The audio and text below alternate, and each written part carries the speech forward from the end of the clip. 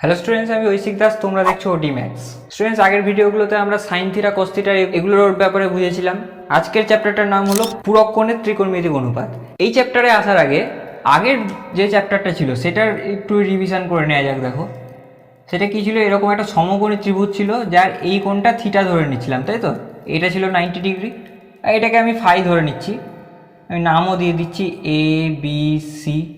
তাহলে ভূমি কোণটা দেখো এইটা, তাই না? ভূমিটা হচ্ছে সিবি, তাই তো? এটা হচ্ছে ভূমি। অতিভুজ কোণটা এইটা, অতিভুজটাকে আমি কি ধরেছি, এসি, তাই তো? আর লম্ব কোণটা এইটা, এবি, তাই না? এবার আরেকটা জিনিস দেখো, যে কোনো ত্রিভুজের তিনটে কোণের যোগফল কত? 180 ডিগ্রি। তাহলে দেখো এখানে কি লেখা যায়, phi plus 90 degree plus theta equal to 180 degree, তাই তো? Phi plus theta plus 90 degree equal to 180 degree, তাই তো? তাহলে এখান থেকে phi plus theta equal to কী লেখা যায়, 180 ডিগ্রি মাইনাস 90 ডিগ্রি, তাই তো? এই 90 ডিগ্রিটাকে ইকুয়াল টুর এই সাইডে নিয়ে গেলাম, তাহলে মাইনাস 90 ডিগ্রি হয়ে গেল। এবার 180 মাইনাস 90 মানে কত? 90 ডিগ্রি, তাই না? তাহলে phi plus theta equal to 90 degree হলো। তাহলে ফাই ইকুয়াল টু কত লেখা যাবে এখান থেকে? 90 ডিগ্রি মাইনাস থিটা, তাই লেখা যাবে তো নাকি?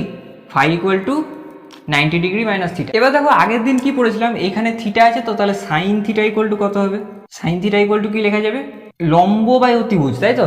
এইটা যদি থিটা হয় তাহলে এই থিটার রেসপেক্টে লম্ব কোণটা এবি, তাহলে এবি লিখে দিলাম। লম্ব হলো এবি, আর ডিভাইড বাই কি হবে? অতিভুজ। অতিভুজ কি? এসি, তাই তো?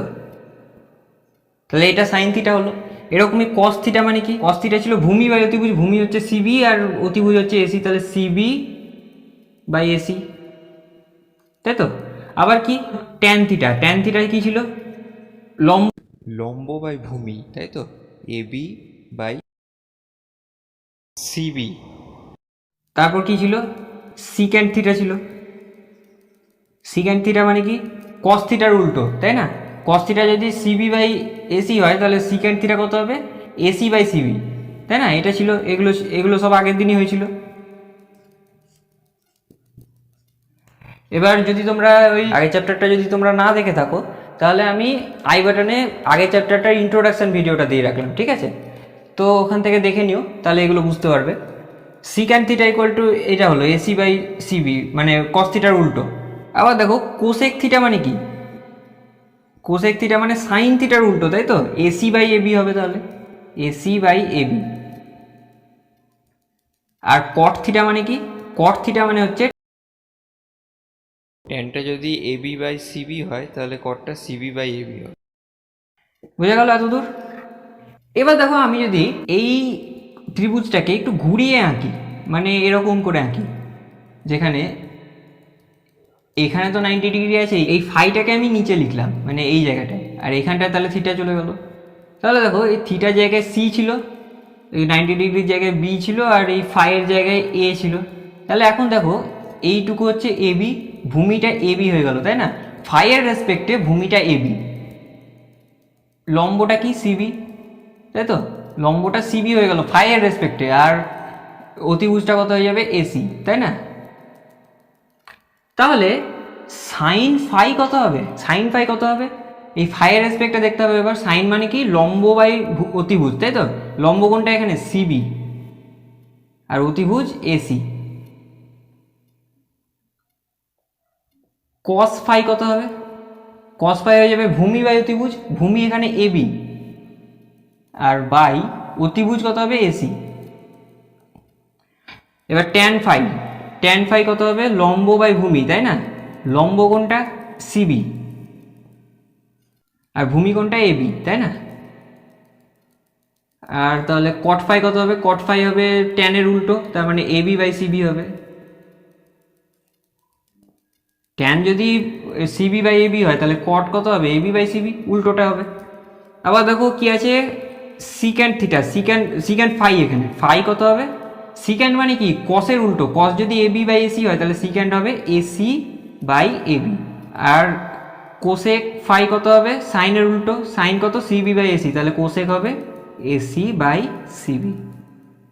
এবার একটা জিনিস দেখো এখানে কি আছে, এই যে সাইন থিটা আছে না, এবি বাই এসি, এটা তো কস ফাইয়ের সঙ্গে সমান হয়ে যাচ্ছে, তাই না? কস ফাইও তো AB by AC. Sine theta AB by AC, cos ফাইও এবি বাই এসি, তাহলে আমি এটা লিখতে পারি cos phi equal to sine theta, তাই না? তাহলে cos phi equal to sine theta লিখতে পারি। এবার দেখো কস ফাইয়ের জায়গায় কি লিখবো আমি, ফাই মানে 90 ডিগ্রি মাইনাস থিটা, তাহলে 90 ডিগ্রি মাইনাস থিটা লিখে দিলাম ফাইয়ের জায়গায়। তাহলে কস 90 degree minus theta equal to sine theta. এটাই হলো আজকের প্রথম ফর্মুলা। সেটা হচ্ছে কি ফর্মুলাটা, কস 90 ডিগ্রি মাইনাস থিটা যেখানেই থাকবে এটার মানেই হলো sine theta. Cos 90 minus theta equal to sine theta, তাই তো? আবার দেখো cos theta equal to CB by AC আছে, আর সাইন ফাই ইকুয়াল টু দেখো সিবি বাই এসি আছে, তাহলে আমি লিখতে পারি sine phi equal to cos theta, তাই তো? আবার এরকম করেই তাই লিখবো, সাইন ফাইয়ের জায়গায় কি লিখবো, 90 মাইনাস থিটা, তাই তো? 90 ডিগ্রি মাইনাস থিটা, তাহলে sine 90 degree minus theta equal to cos theta হয়ে গেল, তাই না? আমি এটা এখানে লিখে রাখছি, এটা দ্বিতীয় ফর্মুলা আজকের, sine 90 degree minus theta is equal to cos theta. আবার দেখো ট্যান থিটা ইকুয়াল টু হচ্ছে এবি বাই সিবি, আর কট ফাই ইকুয়াল টু হচ্ছে এবি বাই সিবি, তাহলে cot phi is equal to tan theta, তাই না?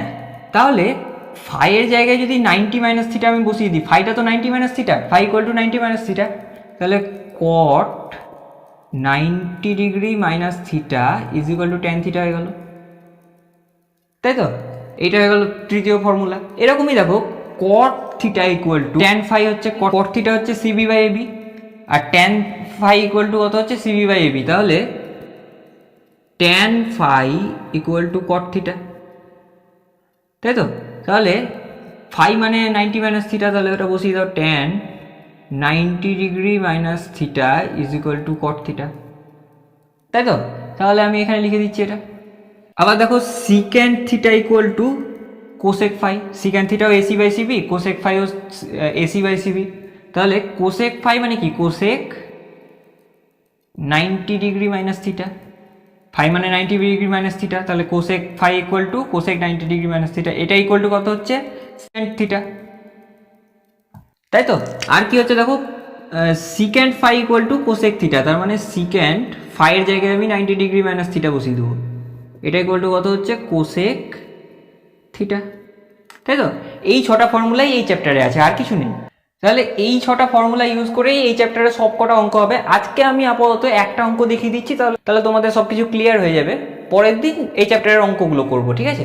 এখানে দেখো এই অঙ্কটা বলেছে sine 53 degree into cos 37 degree, sine 53 degree into cos 37 degree plus cos 53 degree into sine 37 degree, এটা ইকুয়াল টু 1 প্রুভ করতে বলেছে, তাই তো? তাহলে এটা কি করবো দেখো, সাইন 53 ডিগ্রিটাকে রেখে দেবো, কিংবা তুমি কস 37 ডিগ্রিটাকেও রেখে দিতে পারতে, আমি আপাতত এটা রাখছি।